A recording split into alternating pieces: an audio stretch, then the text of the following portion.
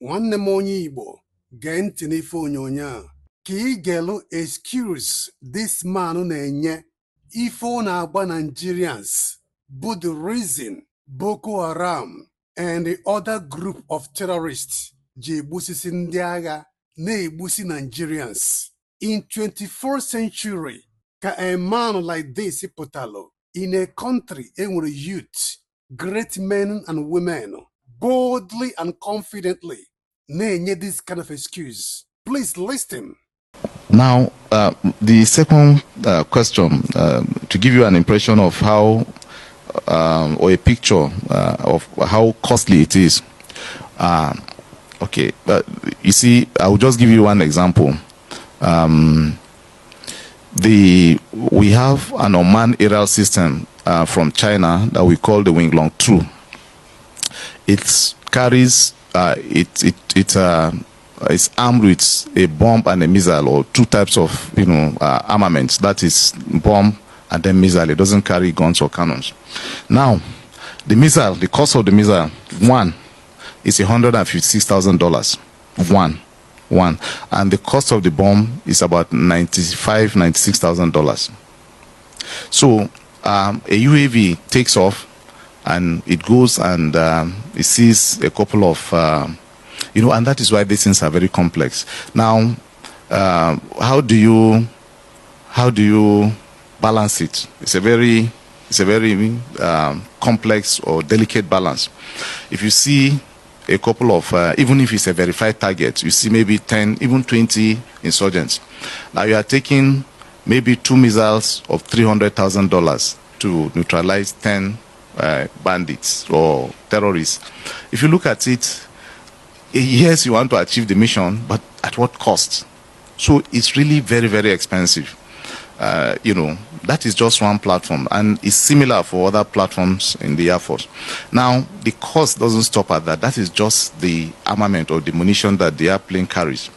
For any time that the airplane flies, you are looking at the cost of flying hour, because it's calculated, or you are flying towards overhaul or maintenance, because there are scheduled maintenance. Let's say after every 20 to 25 hours, you have to carry out some scheduled maintenance, whether there is a problem or not.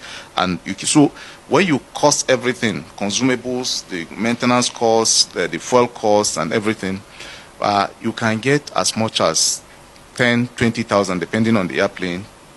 10, 20,000, even $30,000 per hour of operation of one airplane, depending on the airplane. The more complex, the more expensive. The faster, the more expensive. The bigger, the more expensive. So you scale it that way. But we have all sorts. We have the slow, we have the big, we have the complex, we have the simple. So when you combine all that, the cost for running and maintaining an Air Force is actually very, very huge. Very, very huge. So just to have an impression of how much. Many Nigerians are still losing their lives due to insecurity across, and we gave some statistics. I'm not sure how accurate those statistics are, but that's not the issue. Obviously, there has been a resurgence, particularly in the northeast, and quite a few people have lost their lives in the past 3 months or thereabouts. Now, we need to understand a couple of fundamentals. Now, generally, insurgencies take a very long time once they grow, and they take a very long time to solve, despite all the effort. So, it's a work in progress. You will recall that sometime in 2023, there was a lot of, and the media carried it all over also, that as far as who were concerned, Maiduguri was, on the Northeast theater was over, because there was virtually nothing happening.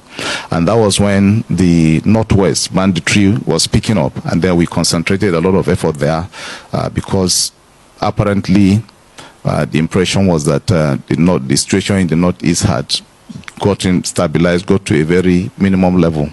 But then, of course, we saw that that is not the case. So it keeps, going and coming, and it's a complex environment. So, for example, there is a lot of limitation as to what you can do. I mentioned earlier that you need a lot of intelligence. So for us in the Air Force, we cannot, carry out operations with general purpose munitions, for example, because of the effect and the likelihood of collateral damage and all that. So it's a difficult challenge. We are doing what we can to address it. We also have our challenges, but I can assure you that we are doing everything that we can to make sure that the situation is abated until all nooks and crannies return to peace and prosperity. We are working jointly, and we have also come a long way as far as that is concerned, because this is something that requires a lot of joint effort. Of course, the Air Force alone, neither can the Army or any other single service is able to address the challenge alone.